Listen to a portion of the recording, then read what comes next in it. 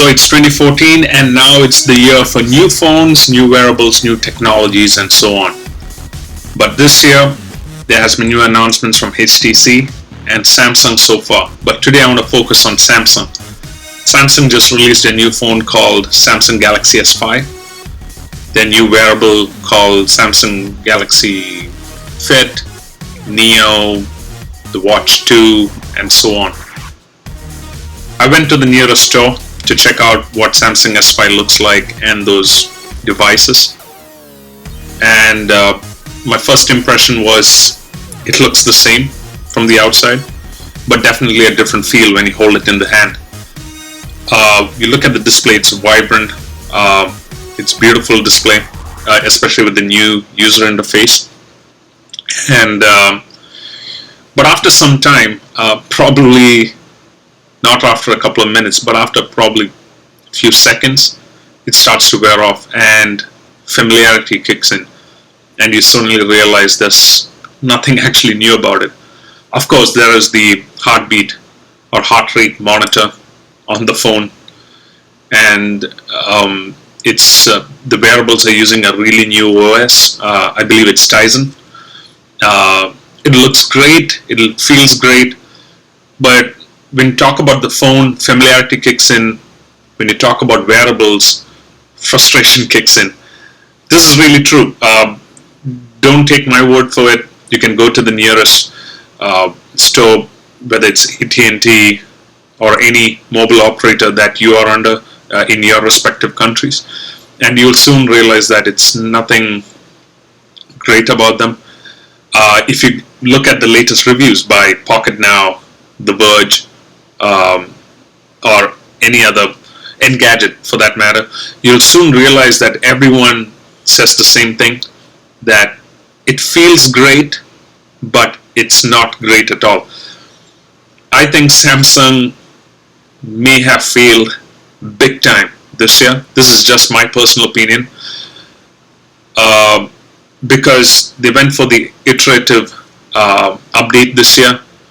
They may have got it right for the Samsung Galaxy S5, but not for the wearables, because this is the first time, probably with the Note Pro series as well, that they jumped ahead of competition, the biggest competition being Apple. That they went and created a Pro series before, because there are rumors swirling around saying there is a Pro series for iPad coming soon. Apple is going on the iWatch series, so they jumped in before Apple did, because Samsung of course has the capability to manufacture devices. It has huge facilities. It doesn't need to outsource any of its manufacturing capabilities to anyone else, and it went ahead and created it. And what we see is Samsung isn't good at it at all.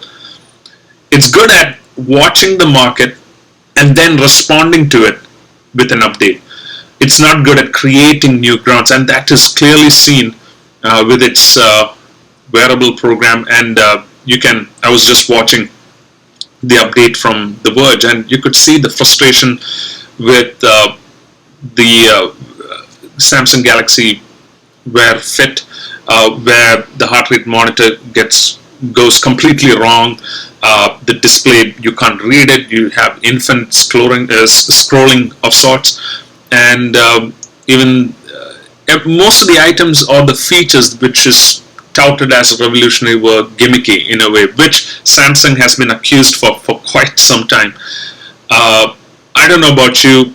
I kind of feel that they may have missed the mark, or it all can be fixed with a future update. But I kind of think they may have missed the mark, because Samsung is in the process of figuring out what they're doing at the moment. They released a lot of stuff with just the Galaxy S5, the wearables, the Note Pro series, and I feel they may have missed the mark. And I think they went on to stress about the ecosystem, because they want to build their own ecosystem right now, and everything feels closed, which is very unusual for an Android product. Apple can do it because Apple has been doing that for years and years and years. And now you suddenly feel that the Galaxy Gear has to be locked into the Samsung ecosystem. The phone has to be locked in, the data, everything is within the Samsung ecosystem. And it is really uncomfortable for an Android fanboy, or fanboys, for instance. And that is why I never try to get myself locked into any system.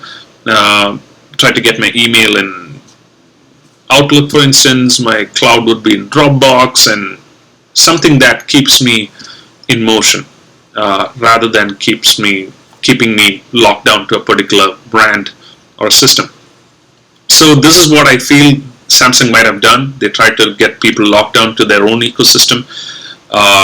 There are new updates going to come out soon, later this year or next year, with their Tizen OS, and I feel this is all leading up to that. Slowly getting people familiarized to the system so that they can easily move from one OS to the next. I'm not sure. I would love to hear what is your take on this.